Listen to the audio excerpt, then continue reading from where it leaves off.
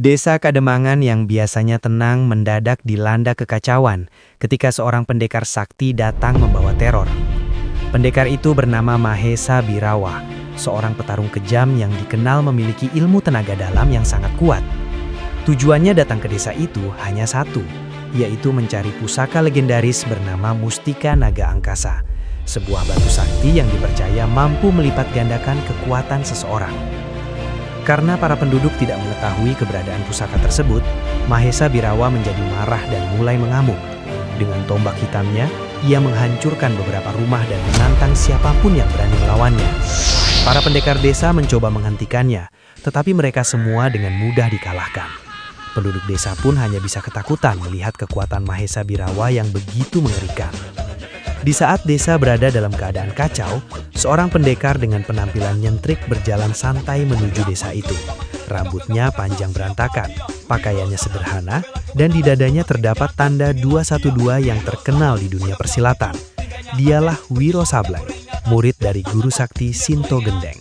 Ketika Wiro memasuki desa, ia langsung melihat kerusakan yang terjadi. Ia berhenti di tengah jalan sambil menggaruk kepalanya. Baru sebentar pergi, sudah ada orang bikin ribut lagi, gumamnya. Di tengah lapangan desa, Mahesa Birawa masih berdiri dengan tombaknya, menantang siapa saja yang berani melawan. Saat itulah, Wiro bersuara dengan santai. "Hei, kalau mau cari barang, jangan merusak rumah orang." Mahesa Birawa menoleh tajam.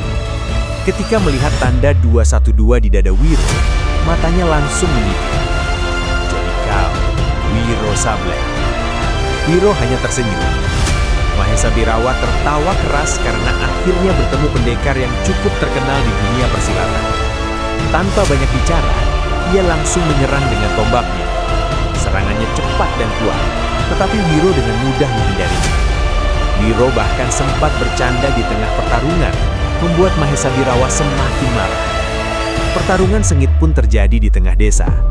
Mahesa Birawa mengeluarkan berbagai jurus tombak yang mematikan, sementara Wiro mengimbanginya dengan kelincahan serta pukulan tenaga dalamnya. Benturan kekuatan mereka membuat tanah bergetar dan debu berterbangan. Di tengah pertarungan itu, seorang kakek tua dari desa memberanikan diri mendekati Wiro dan memberitahukan bahwa pusaka yang dicari Mahesa Birawa sebenarnya tersimpan di sebuah gua di puncak gunung di belakang desa. Pusaka itu disembunyikan sejak lama karena kekuatannya dianggap terlalu berbahaya jika jatuh ke tangan orang jahat. Mahesa Birawa yang mendengar penjelasan itu langsung tertawa keras. Tanpa menunggu lama, ia melompat menuju arah gunung untuk mengambil pusaka tersebut. Wiro segera mengejarnya, karena ia tahu jika Mahesa Birawa mendapatkan Mustika Naga Angkasa, kekuatannya akan menjadi jauh lebih berbahaya. Beberapa saat kemudian, mereka tiba di sebuah gua besar di lereng gunung. Di dalam gua itu, terlihat cahaya biru yang berasal dari batu pusaka Mustika Naga Angkasa. Mahesa Birawa hampir saja mengambilnya, tetapi Wiro datang tepat waktu dan menghentikannya. Mahesa Birawa yang sudah dipenuhi ambisi, langsung menyerang Wiro dengan seluruh kekuatannya. Pertarungan terakhir pun terjadi di dalam gua. Mahesa Birawa menggunakan jurus-jurus tombak yang sangat kuat hingga menghancurkan batu-batu di sekitar mereka. Namun Wiro tidak kalah tangguh. Ia menghindari setiap serangan dengan kelincahan khasnya dan membalas dengan pukulan tenaga dalam yang dahsyat.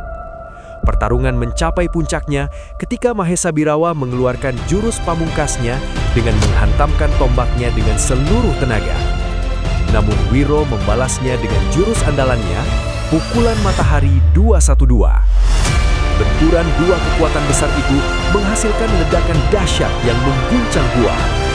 Setelah debu menghilang, Mahesa Birawa sudah terlempar keras dan tidak mampu melanjutkan pertarungan. Ia akhirnya menyadari bahwa dirinya telah kalah. Dengan sisa tenaganya, Mahesa Birawa pergi meninggalkan tempat itu. Sementara Wiro mengambil Mustika Naga Angkasa dan membawanya kembali ke desa agar disembunyikan dengan aman seperti sebelumnya. Penduduk desa menyambut Wiro dengan penuh rasa syukur karena desa mereka akhirnya terbebas dari ancaman Mahesa Birawa. Namun, seperti biasanya, Wiro tidak terlalu memikirkan pujian itu.